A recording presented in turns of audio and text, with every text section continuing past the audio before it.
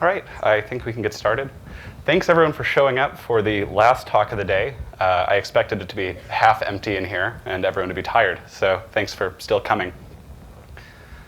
So if your career in software development resembles mine in any way at all, you've probably found one thing to be constant over everything else. There's always more work to do. No matter how much you try, no matter how long you work, there's always something else you can do today, tomorrow, next week. And for me, like I said, this has definitely been the case. I work on the Google Cloud Client Libraries team, and we maintain hundreds of different packages. And to make this problem worse, they aren't even all Node packages. We maintain 8 different languages. Now, luckily, no one on the team is expected to know all 8 of these languages, but almost all of us know more than one, and we still have to maintain all of these things. So that only helps the problem a little bit. And what we started to realize is that we needed help. And that's when the bots came to save us.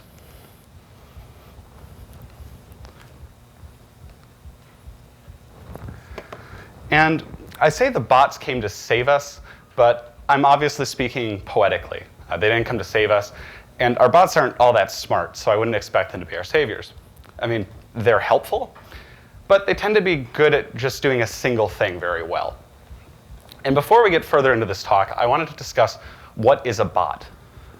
What does that mean in the terms of software development? When I think about robots, I immediately think of an automotive assembly line and these big arms that replace the job of humans from decades before. But we really don't mean this when we say bots in technology. We're not usually talking about a physical robot of any kind. And we're not even talking about a robots.txt. Robots.txts are crawled by web crawlers and are fairly similar to the bots we're referring to, but they're a little different as well. What I usually mean when I say the word bots is something that resembles this. I mean a script that runs as a result of an action, a trigger from something external. That might be a timer, that might be a pull request, and as a response to this event, some code runs. Bots aren't good at all things, of course. As I said, they're usually good at repetitive work, things that are scoped, one single thing. But they're very good at that one thing. Particularly, they're good at things that don't require intuition or any sort of debugging. So the sort of action that can be blindly followed with a strict process. And this isn't necessarily a bad thing, because it turns out humans are really bad at being robots. Multiple studies show that when humans encounter repeated processes, we fatigue, we make mistakes, we miss steps. And so it's good if we can use something that's good at following rote rules instead of ourselves. I think it should be our goal to eliminate as many of those sorts of tasks as possible so we can focus on the work that requires human intuition and generally brings joy to developers. And while most of us use bots, I think it's true that the majority of software developers haven't written a bot. And with any hope, by the end of this talk, a lot of the mystery around that will be removed. So to frame this, I want to talk a bit about levels of automation. The SAE, Society of Automotive Engineers, has a standard for self-driving cars, where they separate the levels that they are automated, the amount the system does work. So they separate those out so we can have an understanding of the advancement and sort of risk involved. This will help us sort of understand things, and it will allow us to start with simpler bots and get to more complex ones as I talk. So this is the chart they use. I'm not going to try to describe it exactly, but at level 0, it's your typical car, the ones that have been around forever. The human being does everything. Eventually, you get to level 5, where the machine does everything. In theory, you don't need a human being. It is entirely unscoped, meaning it doesn't just have a list of tasks it can do infinite tasks, anything at all. This is the fully self-driving car. And so if we take that and apply it to bots, we get this chart, where at level 1, we have things that are automated a little bit, sort of at the level of a script or a tool. And eventually, again, we get to level 5, where the machine does everything. You can see at each level of this chart, one more thing is taken over by the system. That's the bolded bit. I'm not going to try to describe this much further here. I think it'll be easier as we go into examples. So at level 1, put simply, our goal is to automate portions of our workflow. Not necessarily make a bot do all the work, but take away the parts where it's easy to make small little mistakes. As a human being, you're going to discover the work. You're going to kick off a task, hit a button, run a script. But the work itself will be automated. So let's put up an example. We have a package, and our goal is to release this. But releasing takes multiple actions. It might involve tagging a branch, updating a release number, publishing to NPM, maybe deploying docs, etc. So how do we fix that? Well, we can write a script. The script can do all of those things, and we can click a button. This might not sound entirely like a bot yet. Bots we don't tend to think of as being a thing where we just execute a script locally, but this is the most basic bot. The deployment environment is your machine. It does the task for you. The only thing that's a bit odd is because at level 1, we're still triggering and assisting the system, it doesn't feel all that automated. And then we move on to level 2. The best way to describe this is that we can automate the discovery now as well as the work, but we're still, as human beings, going to be responsible for supervising the bot. We're not going to trust it to operate unmonitored. A representative task for that would be that script we authored previously could be forgotten to be run. And it would be good to know if that happens. If we have some release ready to go, let's say we've updated the release number within package.json, and we haven't published yet. It would be cool if we had some sort of monitoring to let us know about that so we don't just let it sit stale forever. And when we start into level 3, this is where I think you start to really see them as very useful bots. At this point, we let the bot start doing work for us. We have to supervise it a little bit, probably check in on it, but for the most part, it's fully starting to self-monitor, and we're not going to have to do a lot of intervention ourselves. An example of how that might manifest is we have issues in our repository that go stale. So we all have repositories that we have to work in, and issues get assigned to developers on the team. But occasionally people on the team become overloaded, or that individual on the team maybe isn't the subject matter expert for that, so they're stalling out. So we can implement something that juggled these issues around and could assign them to a different team member to see if that would help us get traction. Another example you might see here is something like a CLA bot, maybe, where you can notice that someone on your team doesn't have CLAs, and you could sort of walk through that. It's going to require very limited monitoring. The monitoring at that point is mostly in the fact that nothing's going to get merged without a human. But the bot can still go through that entire interaction with a new contributor. And then we get to level 4, and things get a bit more advanced. We don't really have to supervise anymore at all. The system handles its own fallback. When errors happen, it knows how to self-recover. Maybe if it has an error it can't recover from, it opens a bug for you. So what does an example like this start to look like? Sometimes it turns out that in our repositories, we have branches that get created for PRs, and contributors forget to delete them. And this starts to make things get a bit bloaty and hard to see what's going on. So maybe we could write a bot that deletes them. And I feel like this is a point to mention that as you go through the levels, risk starts to increase also. This is a rather risky thing to do. What if those branches are needed, and you made a mistake in this bot? And this is where I mean to say it's not really supervised anymore. It starts to take actions that would be hard to recover from. So other bots in this category are things that look like merging on green to master, where maybe you reviewed it and okayed it earlier, but someone merged something else, then the CI passed, and it gets merged in. And that could be rather risky. There are a lot of bots in this category, and the example we'll use later falls into this level 4. And finally, we get to level 5. I think at level 5, the easiest way to describe it is the robot starts to become your own boss. Because unlike the previous one, it's now unscoped. It no longer has a question and a solution. It just responds to all questions and all solutions. And I think you'll find that science fiction has taught us that unscoping bots can be a rather dangerous thing.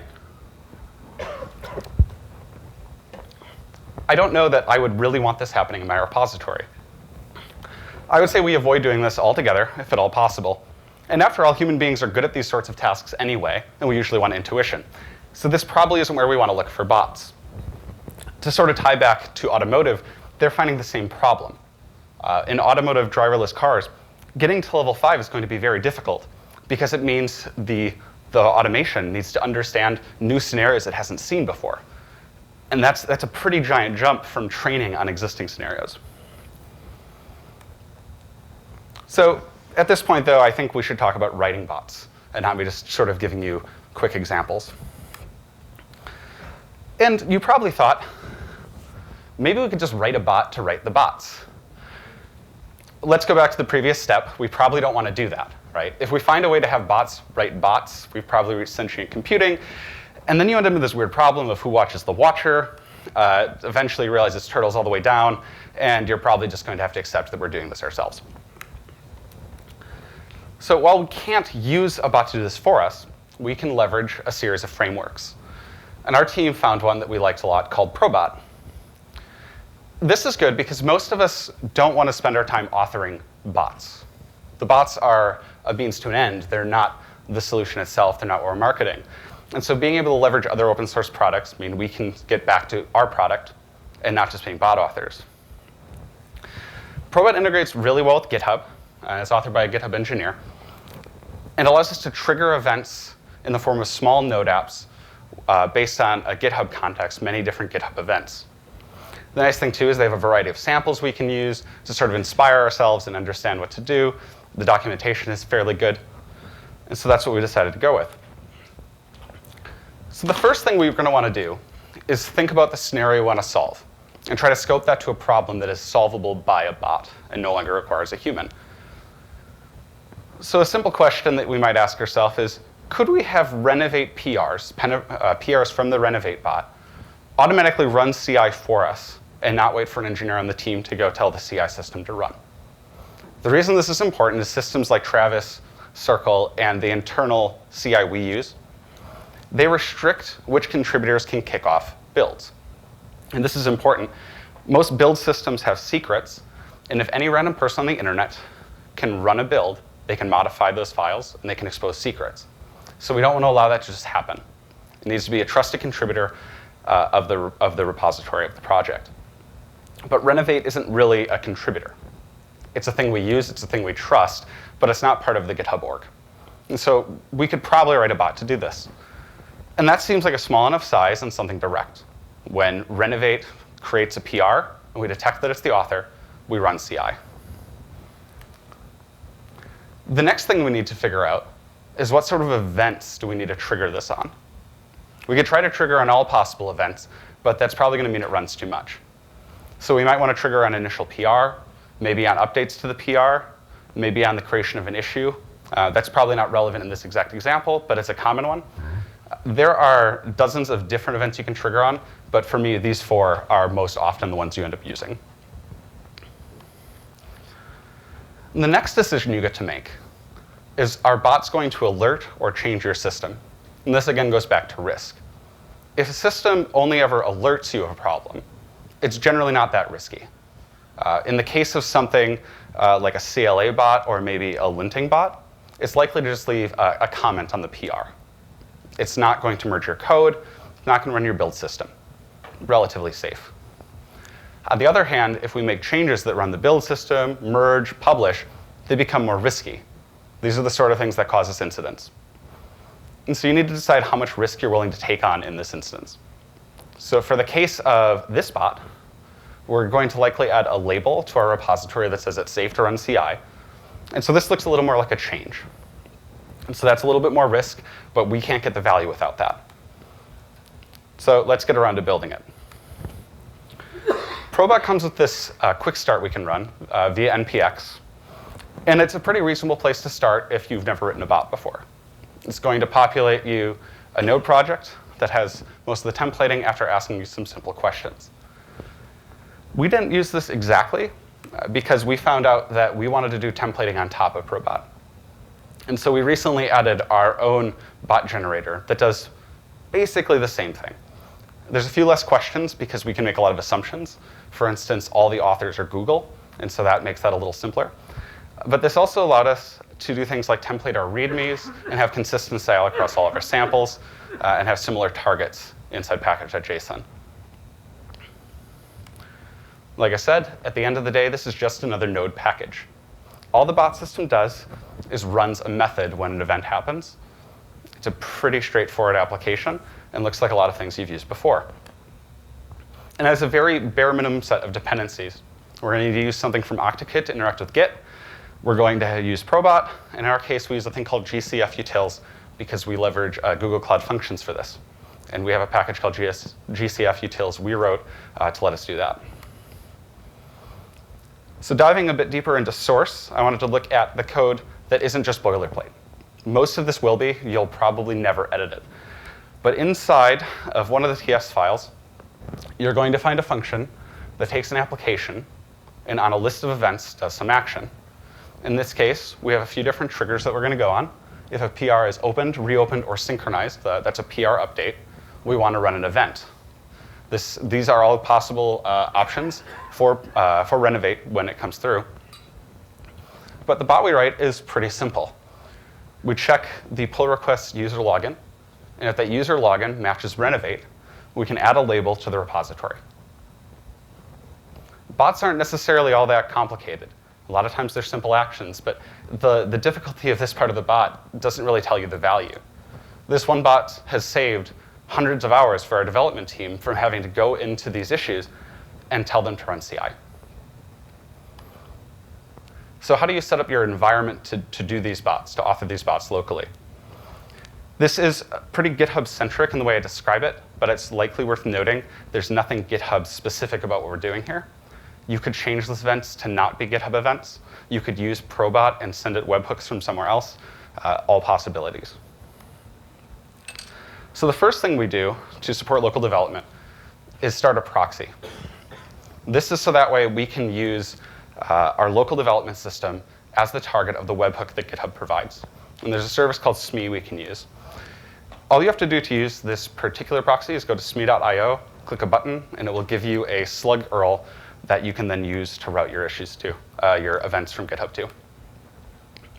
So we start by running that proxy once we get that slug URL, and this sets everything up for us. I should mention it's possible you don't even need to run this step, but we found environments that if you skip this, it might not properly configure. And so you run it once. You only ever run this the first time you set your machine up. And the next thing you do is you run npm start. Like I said, it's basically just a regular node package once you use Probot. And it will direct you to go to port 3000 of your machine. And this is so that way we can go ahead and set up the GitHub app. You'll be presented with a screen that looks like this, where you have to register a GitHub app. You'll go through the GitHub apps creation process. We'll give it a name. We'll configure permissions. Once we get around to configuring permissions, things start to get a little bit harder to do because we have to ask ourselves some real questions. What does this bot really have to change about a repository? And in theory, we could give it all access, but again, back to risk, we likely don't want to do that. So we're going to have to start sort of thinking. In the case of this bot, we're going to need write access to the repository because we need to add labels. We're going to give it permission to mess with pull requests only, and that will restrict it from doing anything too crazy. And once we've done that, we need to install the bot into the repository. There's an install app button on the screen we're on for permissions, and you'll be presented with a yellow box and where you'll have to review your permissions. So the permissions here are being reviewed are from the previous step. And I point this out because if you don't do this, nothing interesting will happen. You'll sit here a while. It's an easy mistake to make because you think, well, I've made a bot and I've set permissions, but you have to do this step. You also might have to do this step again if you ever change the permissions. And that's a gotcha that's caught me.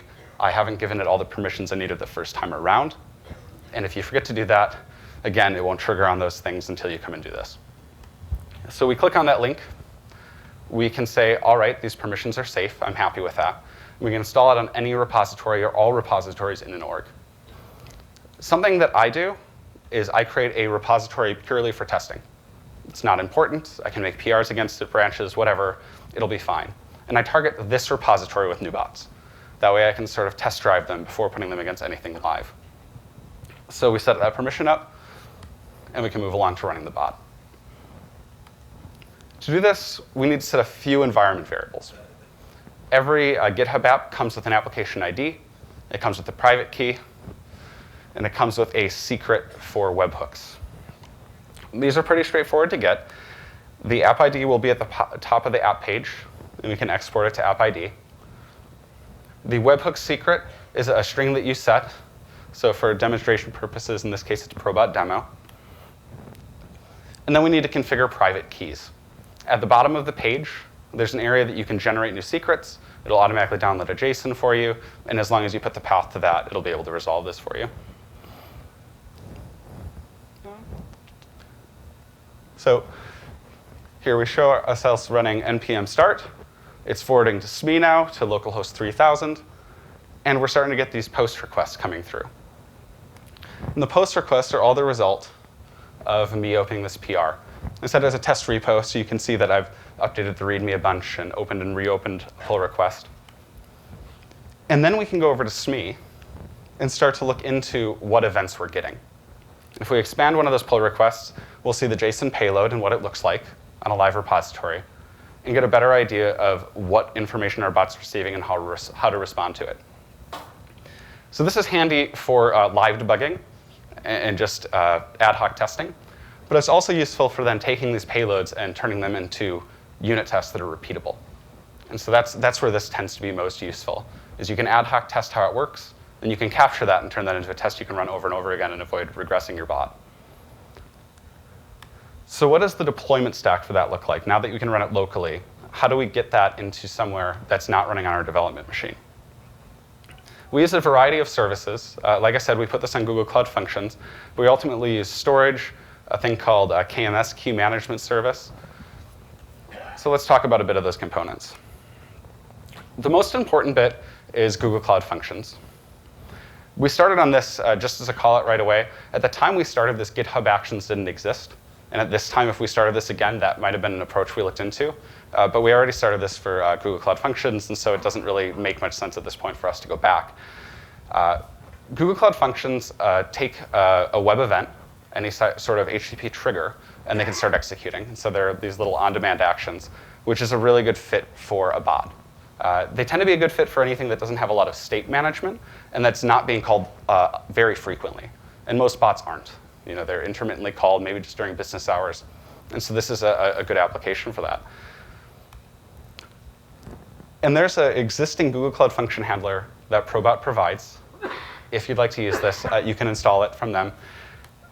We also wanted to use a thing called KMS, Key Management Service. And so the idea here was that we didn't want to store any of the secrets in the Cloud Function itself. There's a potential security risk in using environment variables in the bot as well, just like there would be for a CI system. And so instead of using environment variables, we can inject these things through the KMS system, which ultimately stores them on Google Cloud Storage, and then they're fetched as they're needed, and then immediately piped into the commands. So they're never stored as an environment variable. It would be more difficult for someone to capture those things. And so the utility that's released by Probot doesn't support this, so we ended up writing our own. It is a rather simple bootstrapper, so that wasn't too much work. But if this sounds interesting to you, that you would want to use Cloud Functions and some of these more advanced features, feel free to reach out to me or come visit anyone at the Google booth. I'd like to talk about it. We haven't yet released this to people. It's only in our repository, but if there is value, it's something we could consider open sourcing further. So this is the version we use. Like I said, it's a simple package in our repository. It is under active development, but if this interests you, please talk to me further. We also use a system called Google Cloud Build, and this is what deploys our bots. This allows us to use the secrets that we're storing, as well as the deployment pipeline. No developer needs to manage the publishing. It just self-publishes as we need. So that's good for us. But let's step away from that a bit and get out of some of the Google specifics and just talk about if you were to publish a single bot, so something like Cloud Functions, what would that look like? It's going to look, again, like a lot of Node apps you've written before. We're going to have a compilation step. All of our bots are TypeScript. Most of our code base, in fact, is. We're going to make a target directory and copy some things over to it. And that's the build step. Technically, this target part isn't necessary, but it is a bit of a safety. It means that when we go to deploy, we don't deploy anything unnecessary. We're only going to deploy the things we most care about for the bot, not random artifacts that happen to be in the repository. For publishing, we provide a function name And Google Cloud comes with a tool called gcloud, and we can use that to upload a function once we provide a directory. Through here, we're going to provide it to use all the KMS secrets for us. It's going to go through and upload it for us through gcloud. And that can be done without Cloud Build. The reason we use Cloud Build ultimately is we have more than one bot. And so it's nice to have a centralized system for that and a pattern we can follow. So I hope this has helped you understand a bit of how we do bots, at least for Google Cloud client libraries, and has inspired you to embrace using bots to free your team from a lot of gardening and allow you to do more meaningful work. I would say that any task that's repeated often is a good candidate for bots, and virtually all projects can benefit from using them. I'd also like to mention that all of our bots are open sourced. They're on GitHub. They can be looked at. This is the repository they exist at. There's a variety of instances of them, and most all of the examples I talked about are bots that exist that we are using today. And I also wanted to take a moment to thank the others that contributed to this. I am certainly not the only one that has worked on this project. A lot of people have. I just wanted to take a moment to thank them all for their efforts. So thank you all for having me in.